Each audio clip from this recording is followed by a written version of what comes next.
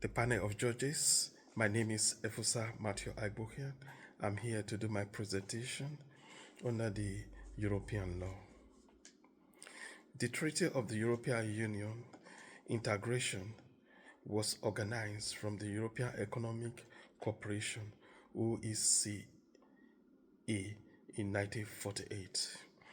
The corridor of the construction under the U.S. Marshall Plan to expand internal regional trade through tariff reduction and reconciliate economic cooperation after the World War II. In January 1958, EU law led to institution of the European Coal and Steel Community (ECSC), which was signed in 1957. In 1961, the organization transformed into OEDA, Organization for Economic and Cooperation and Development. In April 1957, the Treaty of Paris established the European Coal and Steel Community (ECSC) from the political purpose to establish a framework Francophone-German conciliation. The conciliation after the World War II began to shaping out early EU law. This took priority over the European plans. In 1957, the Treaty of Rome established the European Cooperation Community (EEC), which aimed to create a common market by dismantling trade barriers and fostering economic cooperation. In 1992, the Maastricht Treaty marked a significant shift by formally creating the European Union and established the three-pillar structure that include the foreign policy, the justice, and the home office alongside the existing economic community, giving power to institutions like the European Parliament, the Council, and the Commission, which now create and enforce European law. The only method used by Parliament, Council, and Commission to create the European policy and law is legislative policy. Institution balance make each institution act within its confined power. That's you have a check and balance. The European Court of Justice, ECJ, it interprets EU law and develops a fundamental principle to establish the case of Van der Gay and Lewis. The EU law are written and unwritten sources. The written are primary and secondary sources.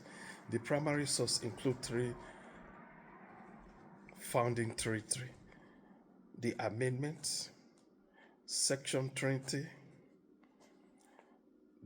Declaration and Protocol. The secondary written sources regulate directive and internal agreement of the principle of the European law and the principle of the international law. The balance of power in the EU is dynamic. It involves the European Parliament, Council, and Commission. The Commission has executive and legislative power. The Council represents a member state, and the Parliament rules has grown significantly and now hold a significant legislative budget power and represent the European citizen. Delegated and implementation aids. The Council and the Parliament can delegate power to Commissioner to make further more technical rules. The evolving balancing of the power has shifted over time, moving from a bipolar system, that's the Council and the Commission, to a tripolar one with the European Parliament acquiring more power. The Court of Justice of the European Union, CJEU, sometimes abbreviated as SJEU from its French name, is shaping an understanding of the national courts and internal market of the EU through several mechanisms. The Protocol Rule Procedure, Article 27, TFEU. This is when a national court faces a question regarding the interpretation of the EU law. It must refer the question to the CJEU interpretation to the fact of the domestic cases. The primacy of the EU law. This is where a conflict rises between a national law and EU law. EU law will prevail. The doctrine of directive effect, like Vanguard and Luce, CJEU established that a certain EU law that creates right for individual which can be directly enforced in national courts.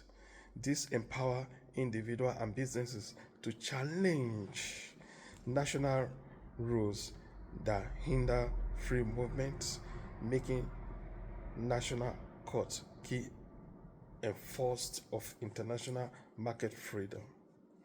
A direct effect of an EU law is any member state can go to the court of his country to claim his right. The court will find out if there is a direct effect from the EU law.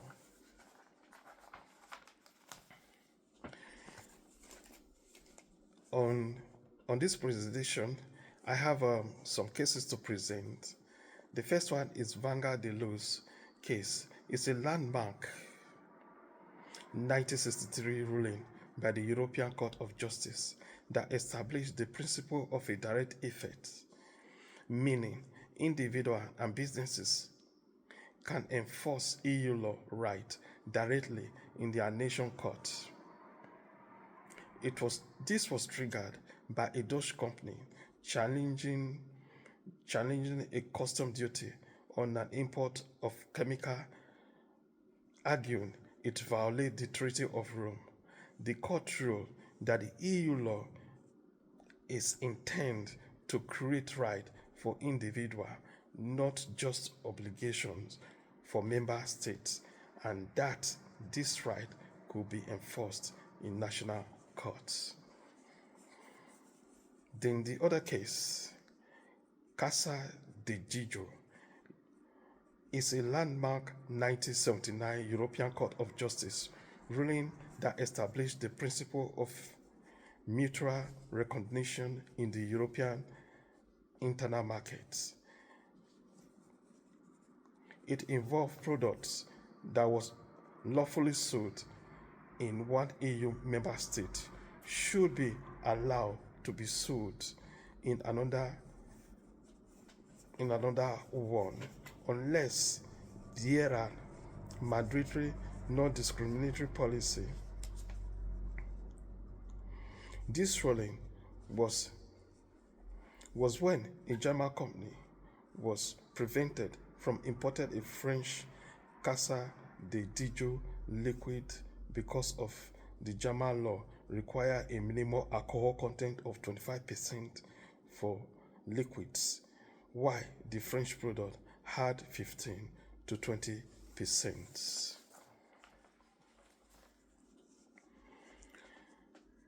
The Fortuna case was a landmark British legal case involving Spanish-owned fishing vessels challenging a new UK law that required a majority of the British owner for the vessels to be registered in the UK. The court established that the UK court should disapply an act of parliament if it conflicts with the EU law supremacy over the national law. a principle based of the European Community Act 1972. It has a significant impact on the doctrine of parliamentary sovereignty in the UK.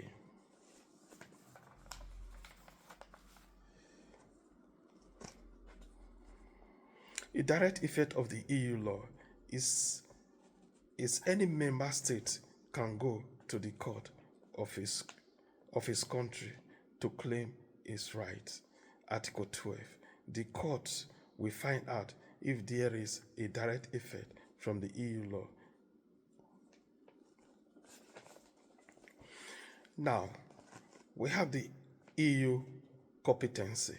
There are three types of EU competency. They are outlined in Article 3, 4, and 6 of the Treaty of the European Union.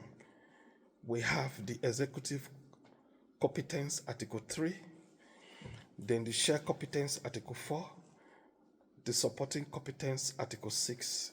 Executive competence means that member states do not individually have the power and authority to legislate in this area. This includes custom union, monetary, and the internal market policy. The shared competence. EU competence will be a shared competence if an area of legislation that is retained partially by that of a nation, sovereignty of the member states. This means that for the most of the part, the national sovereignty of the member state will retain a great amount of authority that the union may be able to stop in circumstances where it's not clear.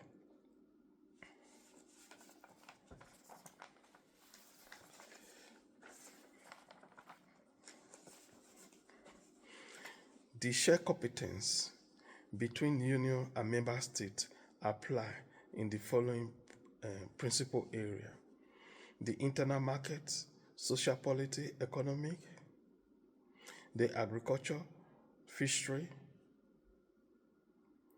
and environmental, consumer protection, transportation, energy area, security and justice, most especially public health. Supporting competency is the worstest from the union competencies. This establish and exists in this area defined Article 6 TFEU. There is very limited ability for the European Union to have an influence on the authority and power of the national sovereignty of the member. Article 6. The territory function of the European Union, the culture, tourism, education, and vocational study, civil protection, administrative cooperation. Article 30 TFEU prohibit customers duty and changes having equivalent effects.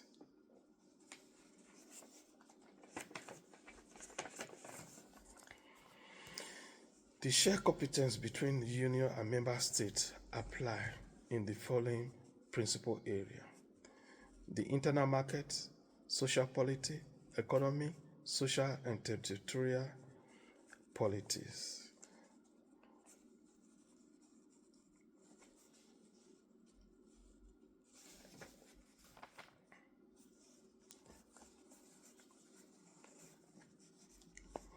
The legal argument is the advantage and disadvantage of Brexit and the new legal framework that regulate the UK and the EU trade.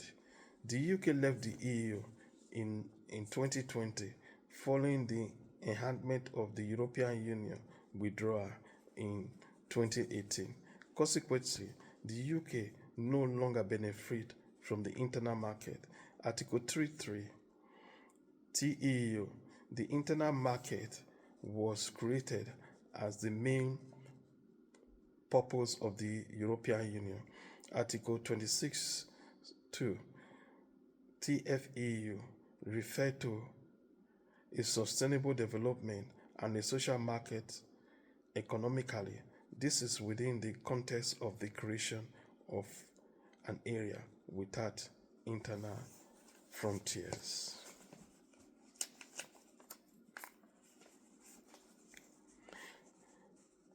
British Agreement, the UK and the EU Trade Cooperation Agreement (TCA) established the new legal framework after the UK left the EU.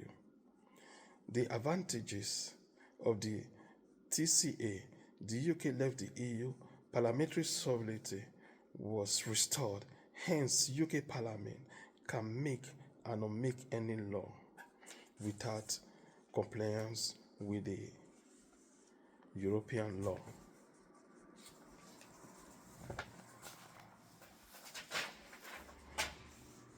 Disadvantage of the TAC rules of origin. The rules of origin was retained. This means that the free trade will be granted if the product met the rules of the original criteria. It was true that businesses could easily adapt to the rule and it would not cause any issue. However, the opposite happened. Businesses face many administrative legal problems to meet the criteria under the rules of origin. The new rules and some of the business have closed down, and this make them to move to EU, European countries, so that they don't need to pay more money. Then the technical barrier came into force, which introduced for businesses TAC, similarly to Article 34 of the TFEU, to prohibit qualitative restriction. The TCA Article 26, however, does not prohibit MEQS and regulatory restriction. As the UK business can be discriminated in the Europe Union, and also the UK business have more regulation to comply with the EU businesses to sell in Europe. In fact, now the UK has its own regulation.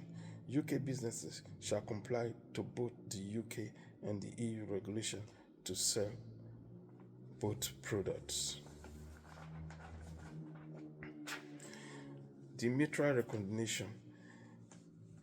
TCA does not contain the mutual recognition principle established in the case 21279, case De Jong. The mutual recognition principle is an important protection for business to limit the EU member state ability to discriminate foreign goods. Therefore, UK business cannot sell in the EU by complying to the UK regulation only. They must comply with the EU regulation as well, since the mutual recognition principle does not exist under the TCA.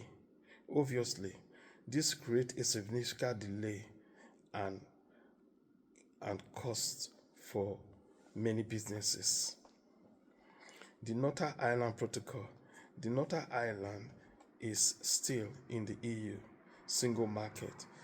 TCA introduction soft check on the border between Britain and Northern Ireland, which create further trade barrier for British businesses trading in the Northern Ireland.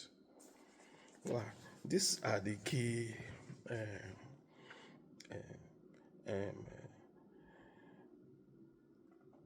analyzation which I was able to do research on and do my presentation. Thank you for giving me this opportunity. Cheers.